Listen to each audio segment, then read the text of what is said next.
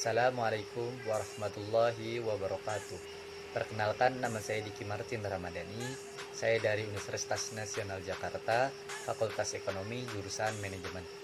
Di sini saya akan menjelaskan tentang materi mata kuliahan kewirausahaan mengenai materi BMC. Untuk mengetahui pengertian apakah pengertian BMC itu, mari kita lihat video berikutnya. Di sini saya akan menjelaskan tentang mengenai BMC. BMC adalah singkatan dari bisnis model kanvas. Merupakan kerangka kerja yang berguna untuk menunjang jalannya usaha ke depannya. Kanvas ini disusun untuk tujuan memvisualisasikan penilaian atau menjelaskan maupun mengubah metode bisnis sehingga kinerja perusahaan atau bisnis ke depannya dapat maksimal. Di sini ada 9 elemen yang penting di dalam BMC. Nah, di sini saya akan mengambil contoh mengenai bisnis yang saat ini saya lakukan, yaitu membuka toko sembako. Dari BMC ini saya akan mengambil contoh mengenai kewirausahaan yang sedang berjalan saat ini, yaitu membuka toko sembako.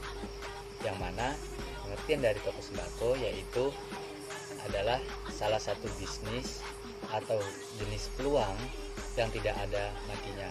Dalam artian tidak ada matinya meskipun berbagai supermarket, minimarket yang sudah beredar di mana-mana, tetapi bisnis sembako ini menjadi peluang usaha yang menjanjikan, yang mana membuka toko sembako ini menjadi keuntungan. Karena apa? Karena toko sembako ini adalah kebutuhan sehari-hari yang diperlukan oleh masyarakat. Selain karena toko sembako merupakan kebutuhan sehari-hari, modalnya juga yang dikeluarkan untuk membangun toko sembako ini tidak terlalu besar. Nah, terus bukan berarti di sini membangun usaha sembako itu tidak mudah seperti usaha yang kita kelola. Semakin usaha yang kita kelola semakin besar, maka pula resiko yang kita terima akan semakin besar juga.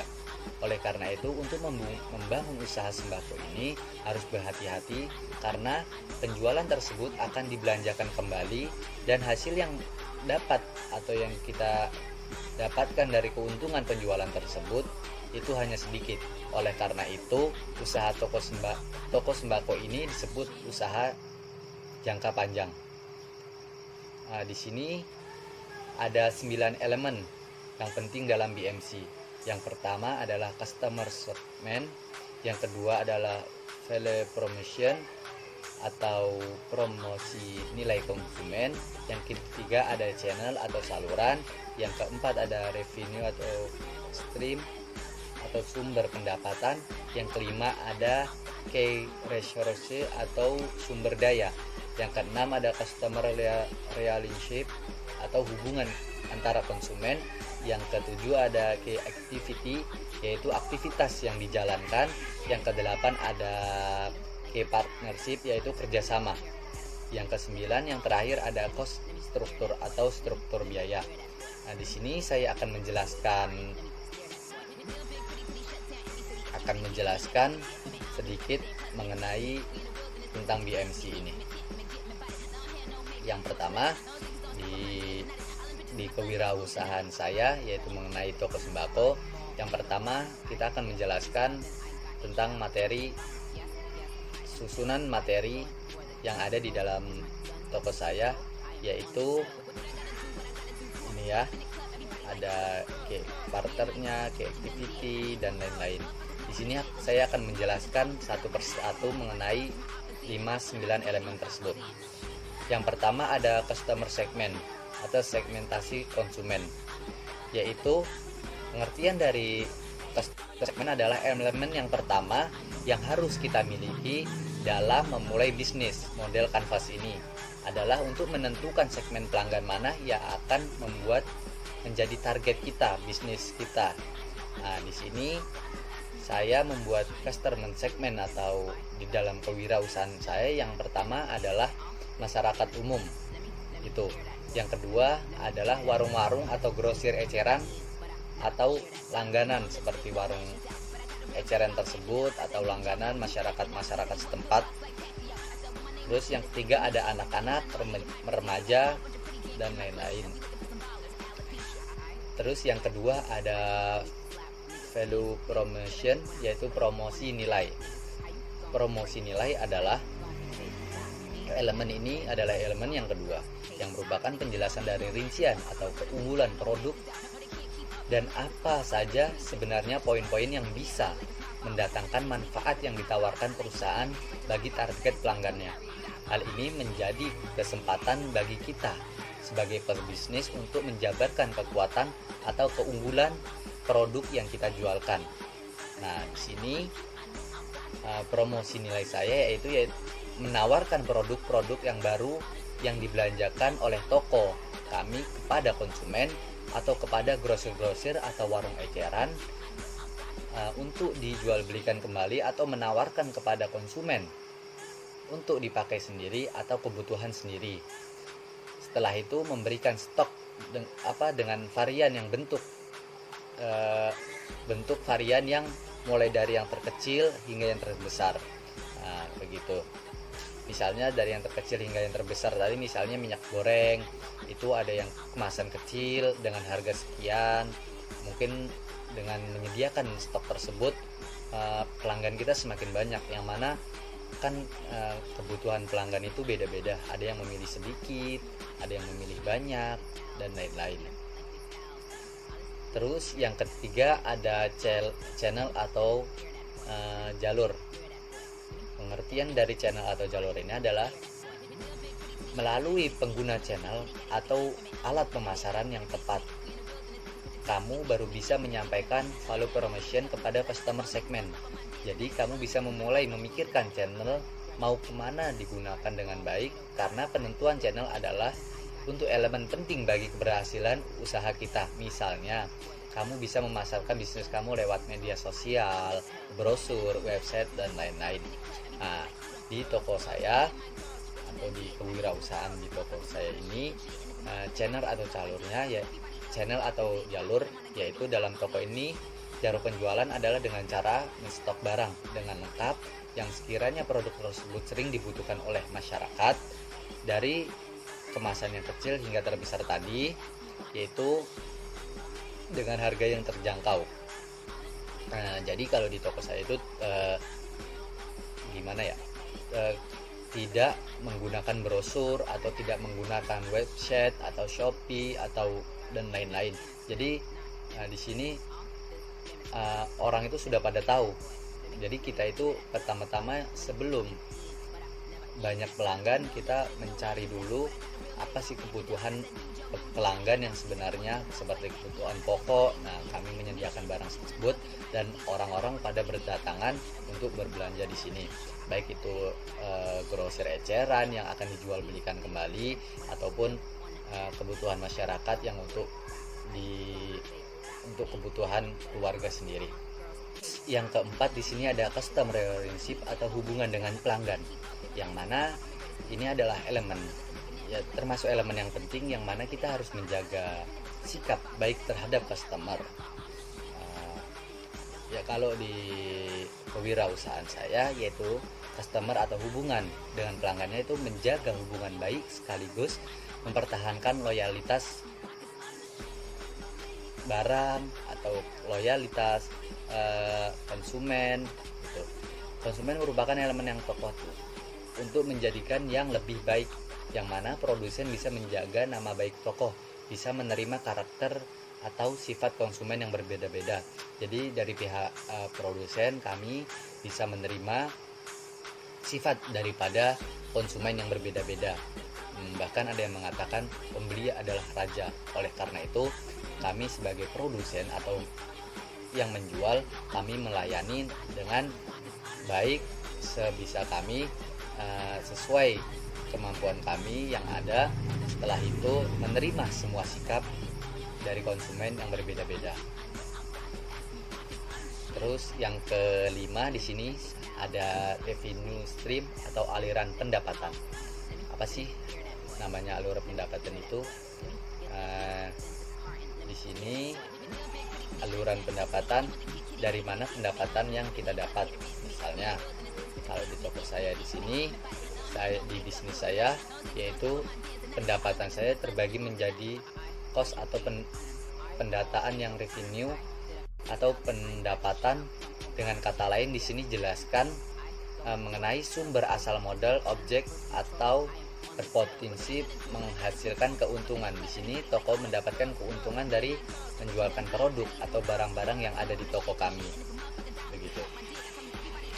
Jadi sumber pendapatan kami atau aliran pendapat kami ya hanya dari produk-produk penjualan barang yang tersedia, kemudian dijual belikan lagi, kemudian kami menstok lagi, membelinya dan menjual, begitu seterusnya. Terus yang keenam, terus ada yang ketujuh, key activity, yaitu adalah semua aktivitas yang berhubungan dengan produktivitas bisnis yang ada kaitannya juga dengan sebuah produk, di mana kegiatan utama adalah menghasilkan promosi nilai. Jadi pada dasarnya elemen ini menjelaskan bagaimana kita bisa menciptakan value promosi perusahaan dengan melakukan beberapa aktivitas supaya produk atau jasa yang kita miliki lebih dikenal atau diterima banyak orang. Jadi key activity di bisnis saya yaitu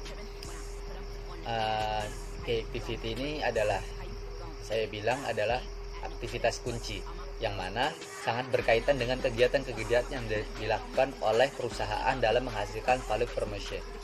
Aktivitas di dalam toko ini yaitu belanja atau menstok barang dari PT seperti Indomarko, Unilever, atau PDR, atau Indofood, dan lain-lain.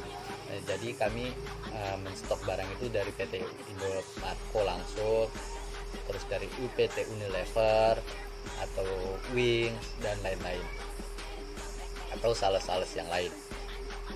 Yang ketujuh ada key resources, yaitu sumber daya utama. Selanjutnya yang kedelapan mengenai key partnership, yaitu apa yang dinamakan key partnership, yaitu atau mitra utama. Kita mengadakan kerjasama dengan siapa? Pengertiannya adalah elemen ini berfungsi untuk pengorganisasian aliran suatu barang atau layanan lainnya.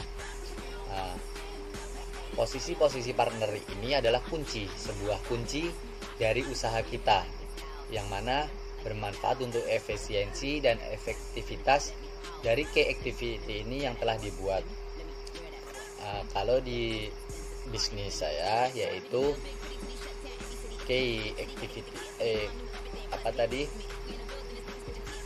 key partnernya adalah mitra utamanya adalah dalam bisnis ini di toko ini, yaitu menjalankan partner dengan Indomarko, PT Indomarko, PT Unilever, PT Wings, dan supplier atau sales-sales yang berdatangan ke rumah dengan menggunakan mobil, dengan menawarkan barang-barang yang ada seperti jajanan, snack, dan lain-lain.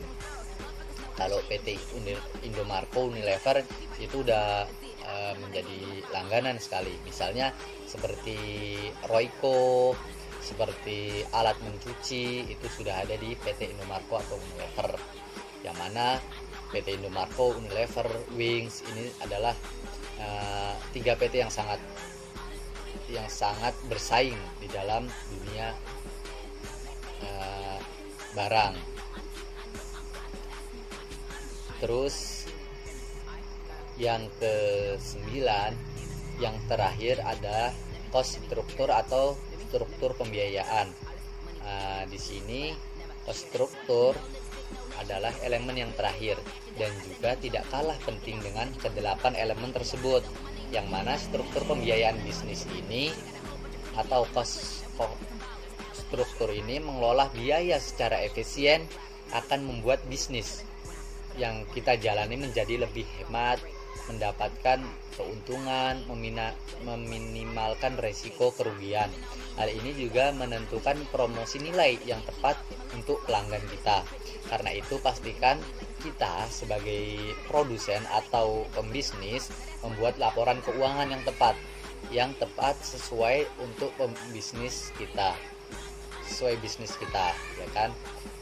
Kalau di toko saya, cost kultur atau struktur pembiayaan ini berisikan tentang keterangan detail kebutuhan pendapatan untuk seluruh aktivitas bisnis, bukan sumber asal modal atau ketersediaan sumber daya, melainkan kalkulasi biaya keseluruhan kegiatan, yaitu yang pertama adalah biaya produksi, biaya administrasi, yang ketiga ada biaya promosi, yang keempat adalah ongkos bongkar. Misalnya mereka menurunkan barang seperti beras atau apa, sebagian toko meminta meminta dari pihak sananya untuk kita sebagai pembeli memberikan ongkos sebagai salah satu buat ongkos bongkarnya dia, ibaratkan.